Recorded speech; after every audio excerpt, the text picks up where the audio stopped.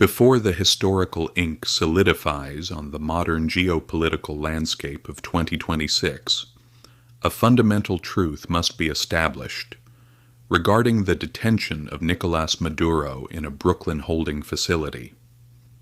While international operations and high-level political maneuvering captured global headlines in January 2026, the true catalyst for this downfall was set in motion over a decade prior. His captivity was engineered not merely by foreign intervention, but by a total, mathematically unprecedented economic implosion that reduced South America's most affluent nation to an economic vacuum.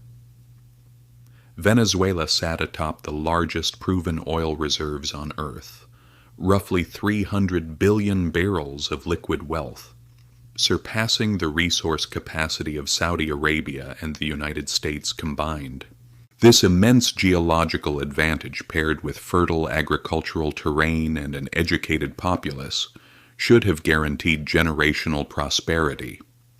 Instead, the regime orchestrated an 80% contraction of the national economy within 10 years, transforming immense national wealth into absolute insolvency, evaporating $100 billion in revenue, and inducing systemic hyperinflation that rendered the national currency completely obsolete. This catastrophic decline represents a case study in structural mismanagement, rooted in a phenomenon known to economists as Dutch disease. When an economy becomes entirely dependent on a single high-value export like petroleum, the massive influx of foreign currency drastically strengthens the domestic tender. This makes importing foreign goods exceptionally cheap while destroying the competitiveness of domestic agriculture and manufacturing. Under the previous administration of Hugo Chavez, Venezuela succumbed entirely to this trap. The nation systematically abandoned domestic farming, industrial manufacturing, and supply chain diversification. As long as global crude oil hovered near $100 per barrel, the state sustained an artificially luxurious, debt-fueled public spending apparatus.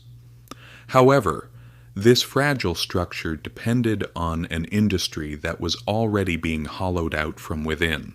The operational baseline of the state-run oil monopoly, Petróleos de Venezuela, PDVSA, was fundamentally broken long before Maduro assumed total control in 2013. In a move driven by political consolidation, the government had previously purged approximately 20,000 highly skilled engineers, geologists, and technical experts following an industry-wide strike.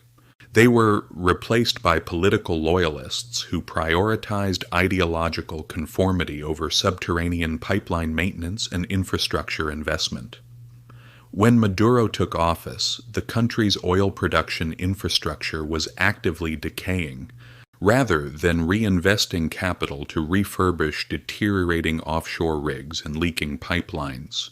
The new administration treated PDVSA as an immediate political piggy bank, draining its maintenance budgets to fund domestic rallies, secure military compliance, and bankroll unsustainable subsidies.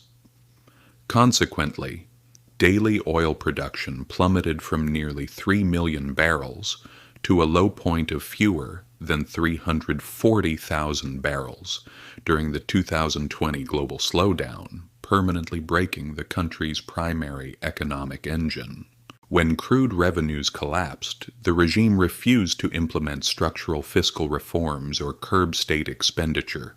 Instead, it initiated an aggressive monetary expansion, turning to the central bank to print trillions of unbacked bolivars to meet its immediate domestic obligations. This triggered an unmitigated hyperinflationary spiral that shattered the national monetary system. By 2018, annual inflation eclipsed a staggering 130,000%, with independent estimates indicating numbers well over 300,000% by early 2019. Price stability completely dissolved. Consumer goods doubled in cost within hours, and the physical currency lost all measurable value, eventually becoming less valuable than the paper it was printed on. Rather than addressing the root cause of this monetary degradation, the administration blamed external actors, corporate actors, and foreign intelligence entities.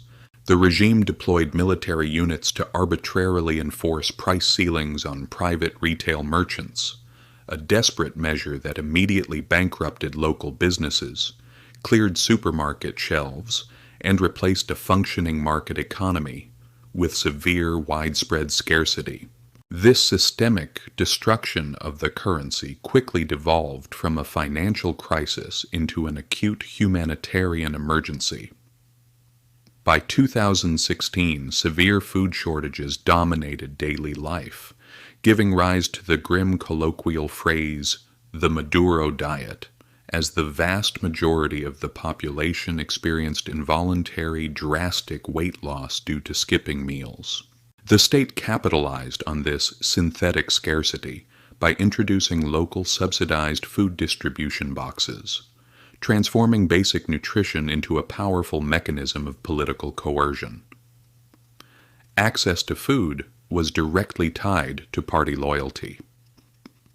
Citizens who participated in anti-government demonstrations or refused to sign state registries found their neighborhoods systematically excluded from supply chains.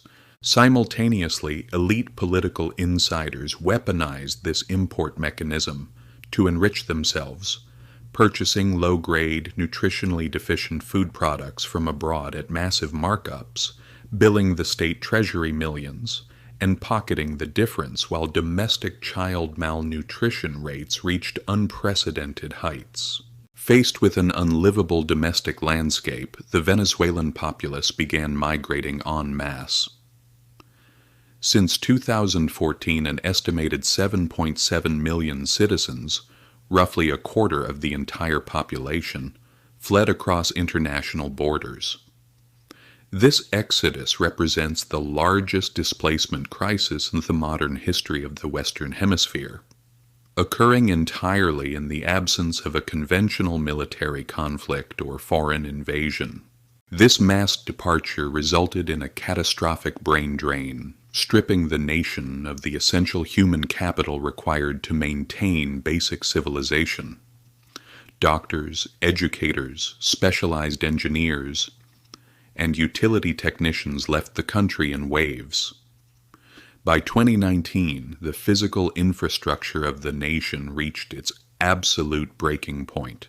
A total lack of maintenance and technical expertise caused the national electrical grid, anchored by the massive Guri Dam hydroelectric complex, to fail completely, plunging the country into a week-long total blackout. Without electricity, water treatment facilities ceased operations, hospitals lost power for critical life support equipment, and the state completely failed to guarantee the most basic elements of public utility.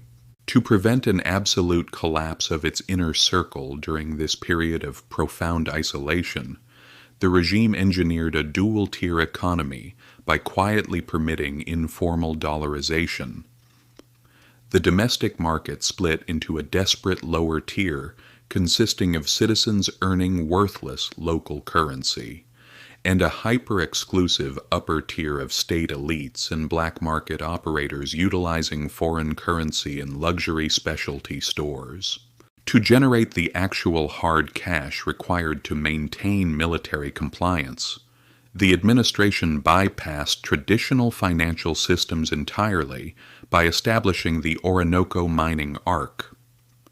This initiative converted an expansive, ecologically biodiverse segment of the Venezuelan Amazon into an unregulated gold extraction zone. Operated through a combination of military oversight and non-state armed groups, these operations deployed toxic mercury to extract gold, devastating indigenous lands and poisoning vital waterways. The resulting raw bullion was flown directly out of the country via private transport networks to international safe havens in exchange for untrackable paper currency, transforming the state apparatus into an illicit extractive enterprise. The geopolitical endgame materialized rapidly following the contested presidential elections of July 2024. Despite overwhelming independent polling data and physical voting tallies pointing to a decisive victory for the unified opposition candidate, Edmundo Gonzalez, the regime subverted the democratic process, declared a fraudulent victory, and initiated a severe crackdown on public dissent. This action closed the door on potential international sanctions relief and isolated the administration from regional allies who refused to validate the fraud. By choosing total political entrenchment over a negotiated transition, the regime triggered the immediate snapback of international oil sanctions and frightened away the last remaining foreign investment capital. This structural isolation consolidated Maduro's status not as a political leader, but as a high-value international liability, especially given pre-existing federal indictments and multi-million-dollar bounties issued by external justice departments for international narcotics trafficking. By late 2025, the underlying mathematics of this criminalized economy finally reached a point of absolute exhaustion.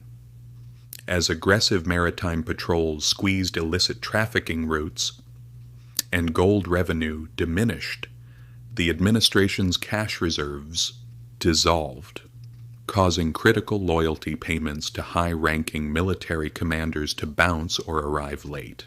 The core incentive structure that had preserved the regime for over a decade completely flipped. Guarding an isolated radioactive political figure no longer offered safety or profit. Instead, it guaranteed mutual destruction. When international tactical units finally moved to secure the area on January 3, 2026, the defensive front vanished instantly because the regime had already entirely hollowed out its own foundations. Nicolás Maduro's journey to a Brooklyn holding cell was ultimately dictated by the unyielding laws of economic reality. You cannot print real assets, you cannot sustain an empire on pure ruin, and you cannot escape the eventual bill of a comprehensive financial suicide. The arduous process of clearing the structural wreckage and rebuilding the nation from this historic collapse remains the true challenge ahead.